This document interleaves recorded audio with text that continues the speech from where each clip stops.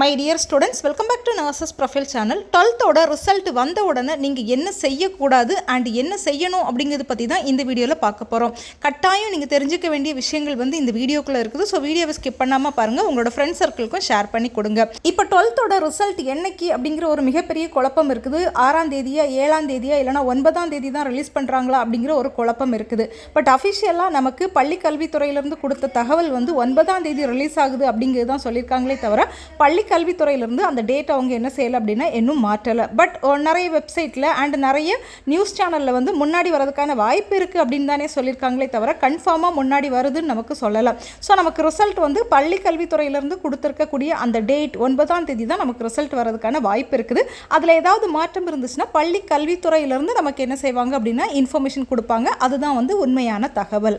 So உங்களோட result வந்த உடனே நீங்கள் என்ன செய்யக்கூடாது அப்படின்னு பார்த்தீங்கன்னா, ரிசல்ட்டை நினச்சி யாருமே வந்து நர்வஸ் ஆகாதீங்க, பயப்படாதுங்க. கண்டிப்பாக உங்கள் எல்லாருக்குமே நல்ல ரிசல்ட் தான் கிடைக்கும். ஏன்னா 1 இயர் நீங்கள் உங்களோட எஃபோர்ட் போட்டிருக்கிறீங்க, முயற்சி போட்டிருக்கிறீங்க, உங்களுக்காக உங்கள் பேரண்ட்ஸ் கூட இருந்து உங்களை சப்போர்ட் பண்ணியிருக்காங்க. ஸோ ஒவ்வொரு மாணவர் மாணவிக்கும் ரிசல்ட் அப்படிங்கிறது ஒரு நல்ல தகவலாக தான் இருக்க போகுது. நீங்கள் எக்ஸ்பெக்ட் பண்ணதோட எல்லா சப்ஜெக்ட்லேயும் கூடுதல் மார்க் தான் வரப்போகுது.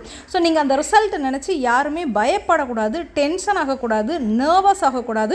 ஒருவேளை உங்களுக்கு மார்க் குறைவாக இருந்தாலுமே அதை நீங்கள் என்ன செய்யக்கூடாது அப்படின்னா பெருசாக பொருட்படுத்தி நீங்கள் வந்து செட் ஆகி நீங்கள் வந்து டவுன் ஆகக்கூடாது. மார்க் வந்து நமக்கு வந்து குறைவாக இருக்கிறதுனால நம்மளோட எதிர்காலம் வந்து பெரிய அளவில் பாதிக்கப்படாது. நமக்குன்னு ஒரு வழி இருக்கும், அந்த வழியை தேடி நீங்கள் போக முயற்சி செய்யணும்.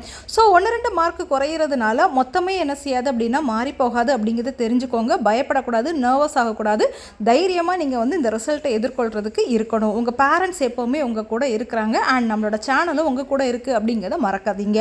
அடுத்து நீங்கள் செய்ய வேண்டியது என்ன அப்படின்னு பார்த்தீங்கன்னா, உங்களோட ரிசல்ட் பார்த்த உடனே நீங்கள் எல்லாருமே வந்து கட் ஆஃப் கால்குலேட் பண்ணணும். இப்போ இன்ஜினியரிங் படிக்க போகிறீங்கன்னா அதுக்கேற்றாப்புல உங்களோட கட் ஆஃபை கால்குலேட் பண்ணணும். எம்பிபிஎஸ் பிடிஎஸ் பேராமெடிக்கலுக்கு வரீங்கன்னா அதுக்கேற்றாப்புல உங்களோட கட் ஆஃபை வந்து கால்குலேட் பண்ணணும். இதே மாதிரி லா, ஆர்ட் அண்ட் சயின்ஸ், அக்ரிகல்ச்சர் எந்த டிபார்ட்மெண்ட் போகிறீங்களோ ஒன்னொன்றுக்கும் ஒவ்வொரு மாதிரி கட் ஆஃப் கால்குலேட் பண்ணணும். நம்மளோட சேனலில் எல்லா படிப்புக்கும் எப்படி கட் ஆஃப் கால்குலேட் பண்ணணும் அப்படிங்கிற ஒரு வீடியோ போட்டிருக்கிறேன். அந்த வீடியோவை பார்த்து நீங்கள் உங்களோட கட் ஆஃப் என்ன செஞ்சுக்கோங்க அப்படின்னா கால்குலேட் பண்ணிக்கோங்க. அடுத்து தேவையான சர்டிஃபிகேட்ஸ் எல்லாம் உங்ககிட்ட ரெடி பண்ணி வச்சுக்கோங்க.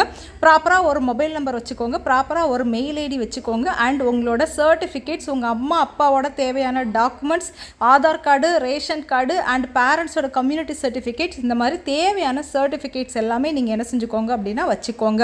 அடுத்து ரொம்ப முக்கியம், நம்ம எந்த துறையை நோக்கி போகிறோம் அப்படிங்கிறத முடிவு பண்ணிக்கோங்க. மெடிக்கல் டிபார்ட்மெண்ட்டுக்குள்ளே போகிறீங்களா, இன்ஜினியரிங் டிபார்ட்மெண்ட்டுக்குள்ளே போகிறீங்களா, இல்லைனா அக்ரிகல்ச்சர் போகிறீங்களா, லா போகிறீங்களா, ஆர்ட் அண்ட் சயின்ஸ் போகிறீங்களா, எந்த துறைக்கு நீங்கள் போகணும் அப்படிங்கிறத முடிவு பண்ணி வச்சுட்டு அதை குறித்து நிறைய என்ன செய்யுங்க அப்படின்னா ரெஃபர் பண்ணுங்கள். புக்ஸ் நிறைய ரெஃபர் பண்ணலாம், வெப்சைட் நிறைய ரெஃபர் பண்ணலாம், இல்லைனா நிறைய யூடியூப் சேனல்ஸ் பார்க்கலாம். ஸோ நீங்கள் எந்த துறைக்குள்ளே போகணுமோ அந்த துறையை பற்றின அறிவை என்ன செஞ்சுக்கோங்க அப்படின்னா வளர்த்துக்கோங்க. அந்த துறையில் என்னென்ன காலேஜஸ் இருக்குது, எப்போ அட்மிஷன் ஓப்பன் பண்ணுறாங்க, அட்மிஷன் எலிஜிபிலிட்டி என்ன அப்படிங்கிறது எல்லாமே என்ன செஞ்சுக்கோங்க அப்படின்னா தெரிஞ்சு வச்சுக்கோங்க.